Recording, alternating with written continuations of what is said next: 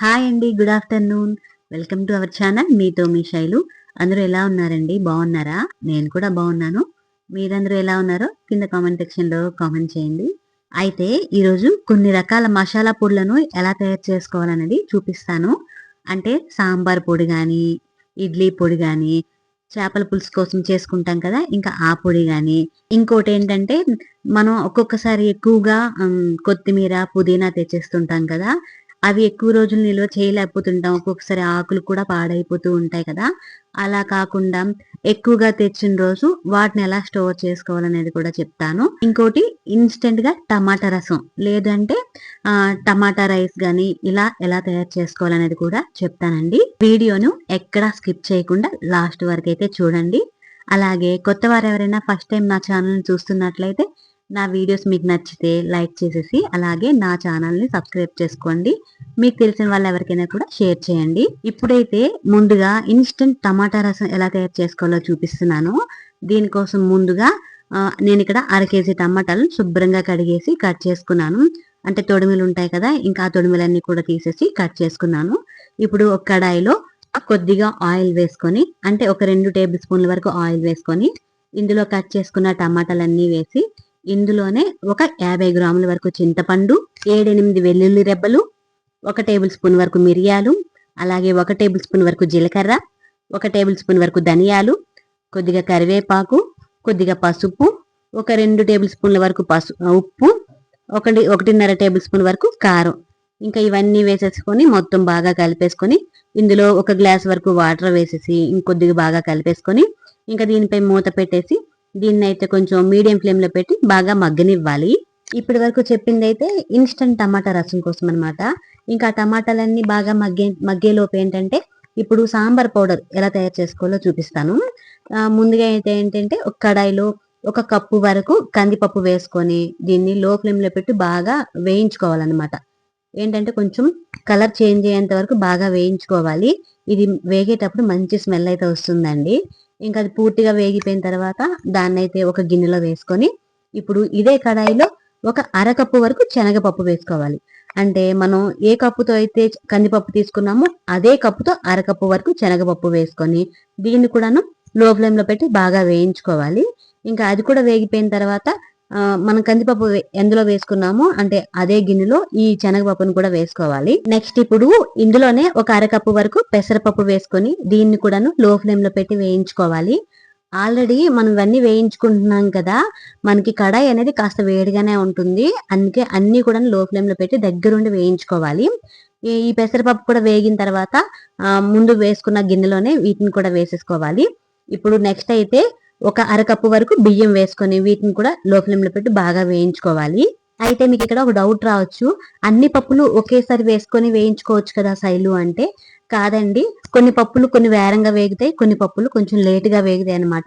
అందుకే అన్ని కూడా సపరేట్ గా వేయించుకుంటే మనకి అన్ని కూడా చక్కగా వేగుతాయి. అందుకే నేను ఇక్కడ అన్ని కూడా సపరేట్ గా వేయించుకున్నాను.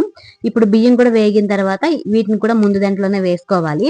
ఇప్పుడైతే ఈ కడాయిలో కొద్దిగా మెంతులు అంటే ఒక హాఫ్ టీ స్పూన్ వరకు మెంతులు, ఒక 1 టీ స్పూన్ వరకు జీలకర్ర, ఒక 1 టీ స్పూన్ వరకు మిరియాలు, ఒక అరకప్పు వరకు ధనియాలు, అరకప్పు వరకు మినపప్పు, అలాగే 1 టీ స్పూన్ వరకు ఆవాలు వేసి వీటన్నిటిని కూడా లో ఫ్లేమ్ లో పెట్టి బాగా వేయించుకోవాలి.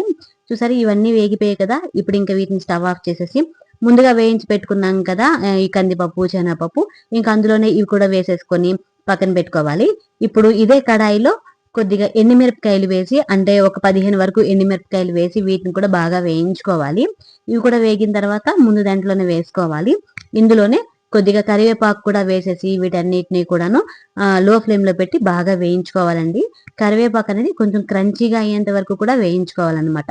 ఈ కరివేపాకు కూడా వేగిపోయిన తర్వాత వీటిని కూడాను ముందు వేసుకున్న గిన్నెలోనే వేసేసి ఇందులో 1 టేబుల్ స్పూన్ వరకు ఇంగువ వేసేసి మొత్తం బాగా కలిపేసుకొని దీని మొత్తాన్ని పూర్తిగా చల్లారనివ్వాలన్నమాట. ఇంకా అది చల్లారేలోపు మరో పక్క అయితే ఇక్కడ ఇన్స్టెంట్ రసం పెట్టుకున్నాం కదండి, రసం కోసం అంటే టమాటాలను ఉడికించుకుంటున్నాం కదా, అదైతే చక్కగా ఉడికిపోయిందనమాట. అంటే కొద్దిగా దగ్గర పడింది. ఇప్పుడు దాన్ని స్టవ్ ఆఫ్ చేసేసి అది ఇంకా పూర్తిగా చల్లారనివ్వాలి. ఇంకా అది చల్లారేలోపు మరో పక్క అయితే ఇప్పుడు చేపల పులుసు కోసం పొడైతే ప్రిపేర్ చేసుకుంటున్నాను. ఇప్పుడు దీనికోసం అయితే ముందుగా ఒక గిన్నెలో 1 కప్పు వరకు ఆవాలు, అరకప్పు వరకు జీలకర్ర, ఒక అరకప్పు వరకు ధనియాలు, పావు కప్పు వరకు మెంతులు, ఒక 10 నుంచి 15 వరకు కొద్దిగా లవంగాలు, 7-8 యాలకులు, ఒక అర ఇంచు వరకు దాల్చిన చెక్క వేసి వీటన్నిటిని కూడా లో ఫ్లేమ్లో పెట్టి బాగా వేయించుకోవాలి.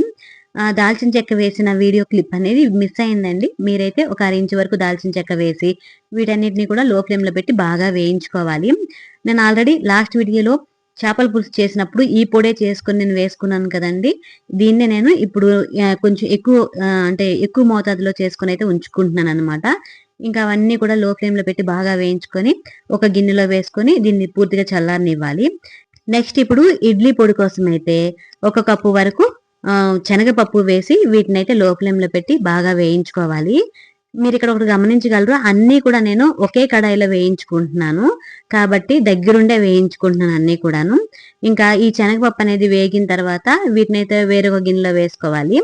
ఇప్పుడు ఇదే కడాయిలో ఒక కప్పు వరకు మినపప్పు వేసి వీటిని కూడా లో ఫ్లేమ్లో పెట్టి బాగా వేయించుకోవాలి. ఇది కాస్త వేగిన తర్వాత ఇందులో ఒక అరకప్పు వరకు ధనియాలు, అలాగే పావు కప్పు వరకు జీలకర్ర, ఒక పావు కప్పు వరకు నువ్వులు, అలాగే 1 టేబుల్ స్పూన్ వరకు మిరియాలు వేసి వీటన్నిటిని కూడా లో ఫ్లేమ్లో పెట్టి బాగా వేయించుకోవాలి. ఆల్రెడీ మినపప్పు వేగింది కాబట్టి వీటన్ని కూడాను ఎంతసేపు వేగడానికి టైం పట్టదండి, కొంచెం వేరంగానే వేగిపోతాయి అన్నమాట. ఇంకా ఇవన్నీ వేగిన తర్వాత మనం శనగపప్పు ఎందులో వేసుకున్నామో ఇంకా అందులోనే ఇవన్నీ కూడా వేసేసుకొని నెక్స్ట్ ఇప్పుడు ఇదే కడాయిలో 1 టీ స్పూన్ వరకు ఆయిల్ వేసుకొని ఒక 10 నుంచి 12 వరకు ఎండుమిరపకాయలు వేసేసుకొని వీటన్నిటిని కూడా లో ఫ్లేమ్లో పెట్టి వేయించుకోవాలి. మీరు కావాలంటే ఇడ్లీ పొడి కోసం ఈ శనగపప్పు, మినపప్పు ఇవన్నీ ఉన్నాయి కదా, వీటన్నిటిని కూడా ఆయిల్లో వేయించుకోవచ్చు. నేనైతే ఆయిల్లో వేయించుకోలేదు, ఓన్లీ ఎండుమిరపకాయలు మాత్రమే ఆయిల్లో వేయించుకుంటున్నాను. ఇంకా ఈ ఎండుమిరపకాయలు వేగిన తర్వాత వీటిని కూడాను అదే ప్లేట్లో వేసేసుకొని ఇంకా వీటన్నిటిని కూడా పూర్తిగా చల్లారనివ్వాలన్నమాట. చూసారా, నేను ఇక్కడ అన్ని పొడుల కోసం అయితే నేను వేయించుకుని చల్లార్చుకుంటున్నాను. అయితే ఫస్ట్ సాంబార్ పొడి కోసం అనమాట, అది కూడా చల్లార్చుకుంటున్నాను. ఇంకోటి చేపల పులుసు కోసం పొడి అనమాట, ఇంకోటి ఇడ్లీ పొడి కోసం అని చెప్పేసి ఇంకా వాటిని కూడా వేయించుకున్నాను. నాలుగోది అయితే ఇన్స్టెంట్ టమాటా రసం కోసం అని చెప్పేసి అది కూడా చల్లార్చుకుంటున్నాను. ఇంకా ఇవి చల్లారే లోపు నేను మీకు ముందు చెప్పాను కదా, కొత్తిమీర ఎక్కువ తెచ్చినప్పుడు దాన్ని ఎలా స్టోర్ చేసుకోవాలి అని చెప్పి, ఇంకా దానికోసమే నేను ఇక్కడ ఏంటంటే ముందు రోజు మా వారు ఏంటంటే 2 కట్టలు కొత్తిమీర అయితే తెచ్చారు. ఇంకా దాంట్లో ఒక కట్ట వరకు ఏం చేస్తున్నానంటే అప్పుడప్పుడు కొత్తిమీర ఇలా కట్ చేసి వేసేసుకుంటాను. ఇంకో కట్ట ఏం చేస్తున్నానంటే దీనికి తొడుములు అంటే చిన్న కింద ఉన్న వేర్లన్నీ కట్ చేసేసి శుభ్రంగా కడిగేసి ఒక మిక్సీ జార్లో వేసుకుంటున్నాను. అయితే ఇందులోనే ఒక చిన్న కట్ట వరకు పుదీనాను మొత్తం కూడా కడిగేసి ఇందులో వేసుకోవాలి. అంటే ఇక్కడ ఒక పెద్ద కట్ట కొత్తిమీరకు ఒక చిన్న కట్ట పుదీనా అయితే కరెక్ట్ గా సరిపోతుందండి. ఒకవేళ మీకు పుదీనా ఫ్లేవర్ ఎక్కువ కావాలి అంటే 2 ఈక్వల్ గా తీసుకోండి. నాకేంటంటే కొంచెం పుదీనా ఫ్లేవర్ కొంచెం తక్కువ తింటామన్నమాట, అందుకనే నేను పుదీనాను కొంచెం తక్కువ వేసుకున్నాను.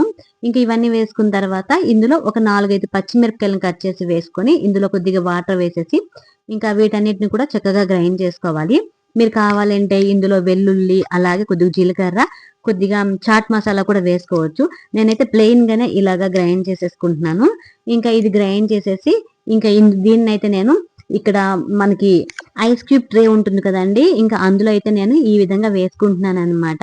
మీ దగ్గర ఒకవేళ సిలికాన్ ట్రేస్ ఉంటాయి కదా, ఇంకా అందులో కూడా వేసుకోవచ్చు. నా దగ్గర ఆ ట్రేస్ ఏం లేవు, అందుకనే నేను ఐస్ క్యూబ్స్ ట్రేస్ ఉంటాయి కదా, ఇంకా అందులోనే వేసేసుకుంటున్నాను. ఇంకా అన్ని వేసుకున్న తర్వాత ఇంకొద్దిగా అయితే మిగిలిందండి, దీన్ని ఏంటంటే నేను ఒక చిన్న గిన్నెలో వేసేసుకుంటున్నాను. అయితే ఇక్కడ మనం ఇలా క్యూబ్స్ లా చేసుకుంటున్నాం కదా, అయితే వీటిని మనం డీప్ ఫ్రీజ్ లో పెట్టుకోవాలండి. నార్మల్ ఫ్రీజ్ లో పెట్టుకుంటే ఏంటంటే అవన్నీ కరిగిపోతాయి అన్నమాట, ఎక్కువ రోజులు కూడా నిల్వ ఉండదు. ఇలా మనం క్యూబ్స్ లా చేసుకుని డీప్ ఫ్రీజర్ లో పెట్టుకుంటే ఇవి ఎన్ని రోజులు కావాలంటే అన్ని రోజులు ఫ్రెష్ గా ఉంటుందండి. అంటే మనం ఇక్కడ కొత్తిమీర, పుదీనాకి బదులు ఈ క్యూబ్స్ వేసేసుకుంటే అంటే ఒక 3-4 క్యూబ్స్ వేసుకుంటే సరిపోతుంది అనమాట. మనకి కొత్తిమీర, పుదీనా వేస్తే ఎలా వస్తుందో టేస్ట్ సేమ్ అదే టేస్ట్ వస్తుంది, ఇంకా బాగా కూడా వస్తుందండి. నెక్స్ట్ ఇప్పుడు మనం వేయించి పెట్టుకున్నాం కదా, ఇంకా వీటన్నిటిని కూడాను పూర్తిగా చల్లారిపోయాయి. ఇప్పుడు వీటిని మిక్సీ జార్లో వేసుకొని చక్కగా గ్రైండ్ చేసుకోవాలన్నమాట. అయితే నేను ఫస్ట్ ఇక్కడ సాంబార్ పొడి కోసం అయితే గ్రైండ్ చేసుకుంటున్నాను. నా దగ్గర చిన్న మిక్సీ జార్ ఉందండి, అందుకని నేను సగం సగం వేసేసుకొని గ్రైండ్ చేసుకుంటున్నాను. అయితే మీ దగ్గర పెద్ద మిక్సీ జార్ ఉంటే మొత్తం ఒకేసారి గ్రైండ్ చేసుకోవచ్చు. నా దగ్గర చిన్నది ఉంది కాబట్టి దాంట్లో కొద్దిగా సగం వేసుకొని ఇందులో సాంబార్ పొడి కోసం అయితే కొద్దిగా ఎండు కొబ్బరి కూడా వేసుకోండి, చాలా బాగుంటుంది. నేను ఇక్కడ కొద్దిగా అంటే ఒక 7-8 ముక్కల వరకు ఎండు కొబ్బరి వేసేసి ఇంకా దాన్ని మొత్తం కూడా గ్రైండ్ చేసేసుకున్నాను. ఇలా గ్రైండ్ చేసేసి 2 సార్లు గ్రైండ్ చేసుకున్నాను అనమాట. ఇంకా గ్రైండ్ చేసేసి ఒక గిన్నెలో వేసుకొని ఇంకా దాన్ని అయితే పక్కన పెట్టుకున్నాను. ఇంకా నెక్స్ట్ అయితే సాంబార్ పొడి అయిపోయింది కదా, ఇప్పుడైతే చేపల పులుసు కోసం కూడా వేసేసి మొత్తం కూడాను వాటిని కూడా గ్రైండ్ చేసుకోవాలి. అయితే దీన్ని గ్రైండ్ చేసేటప్పుడు ఇంకా ఇందులో వేరేవి ఇంకే వేయక్కర్లేదండి, ఇవి మాత్రమే గ్రైండ్ చేసుకుంటే సరిపోతుంది. ఇంక ఇవి గ్రైండ్ చేసేసి ఒక గిన్నెలో వేసుకున్న తర్వాత ఇప్పుడు ఇడ్లీ పొడి కోసం అనమాట. ఇడ్లీ పొడి కోసం ఈ వేయించుకున్నవన్నిటిని కూడా మిక్సీ జార్లో వేసుకొని ఇందులో ఒక 10-12 వరకు వెల్లుల్లి రెబ్బలు, అలాగే 1 టేబుల్ స్పూన్ వరకు ఉప్పు అనమాట. నేను ఇక్కడ రాళ్ళు ఉప్పునైతే వేసుకున్నాను. ఇంకా అలాగే కొద్దిగా ఎండు కొబ్బరి, ఇందులో ఎండు కొబ్బరి వేస్తే చాలా బాగుంటుందండి, అందుకే కొద్దిగా ఎండు కొబ్బరి వేసుకున్నాను. అలాగే ఒక పావు కప్పు వరకు పుట్నాల పప్పు వేసుకున్నాను. అలాగే ఇందులో కొద్దిగంత చింతపండు వేసుకొని వీటన్నిటిని కూడా గ్రైండ్ చేసుకోవాలన్నమాట. ఇంకా ఇలా గ్రైండ్ చేసుకున్న తర్వాత వీటిని ఒక గిన్నెలోకి వేసుకొని ఈ పొడులన్నిటిని కూడా పూర్తిగా చల్లారనివ్వాలండి. ఇవన్నీ చల్లారిన తర్వాతే మనం ఒక కంటైనర్ లో వేసుకొని స్టోర్ చేసుకోవచ్చు. ఇలా అంటే వేడివేడిగా ఉండేటప్పుడే వేసుకుంటే ఏంటంటే బూజు పట్టేసి పాడైపోతాయి అన్నమాట. అందుకనే వీటన్నిటిని కూడా పూర్తిగా చల్లారిన తర్వాత కంటైనర్లో అయితే వేసుకుందాం. ఇప్పుడు వీటన్నిటిని కూడా పూర్తిగా చల్లారనిస్తున్నాను. ఇంకా ఇవి చల్లారే లోపు మరోపక్క ఇన్స్టెంట్ రసం అని చెప్పాను కదా, ఇంకా వాటిని కూడా అంటే ఆ టమాటాలను కూడాను మిక్సీ జార్లో వేసుకొని గ్రైండ్ చేసుకోవాలి. ఇంకా దీని మొత్తాన్ని కూడా గ్రైండ్ చేసుకున్న తర్వాత దీన్ని కూడాను ఒక గిన్నెలోకి వేసుకొని పక్కన పెట్టుకోవాలి. ఇలా గ్రైండ్ చేసుకున్న తర్వాత ఇప్పుడు దీనికోసం కొంచెం పోపునైతే పెట్టుకోవాలండి. ముందుగా కడాయిలో ఒక 2 టేబుల్ స్పూన్ల వరకు ఆయిల్ వేసుకొని ఇందులో కొద్దిగా మెంతులు, కొద్దిగా జీలకర్ర, కొద్దిగా ఆవాలు, కొద్దిగా మినపప్పు వేసుకొని కొద్దిగా వేయించుకొని ఇందులోనే ఒక 7-8 వరకు ఎండుమిరపకాయలు, అలాగే ఒక చిన్న వెల్లుల్లి ఉల్లిపాయ ఉంది కదా, ఇంకా దాని మొత్తాన్ని కూడా దంచేసుకొని వేసుకోవాలి. ఇందులోనే కొద్దిగా కరివేపాకు, అలాగే చిటికెడంత ఇంగువ వేసి మొత్తం కూడా బాగా వేయించుకోవాలి. ఇది పూర్తిగా వేగిన తర్వాత ఇందులో గ్రైండ్ చేసి పెట్టుకున్నాం కదా, ఇంకా ఈ టమాటా పేస్ట్ మొత్తం వేసేసి ఇందులోనే కొద్దిగా అంటే ఒక చిన్న గ్లాస్ అంతా వాటర్ వేసేసి మొత్తం కూడా బాగా కలిపేసుకొని ఇంకా దీనిపై మూత పెట్టేసి ఇంకా దీన్ని లో ఫ్లేమ్ లో పెట్టేసి బాగా దగ్గర కానివ్వాలండి. అంటే ఇది ఆయిల్ కొంచెం పైకి తేలేంత వరకు దీన్ని అయితే వేయించుకోవాలన్నమాట.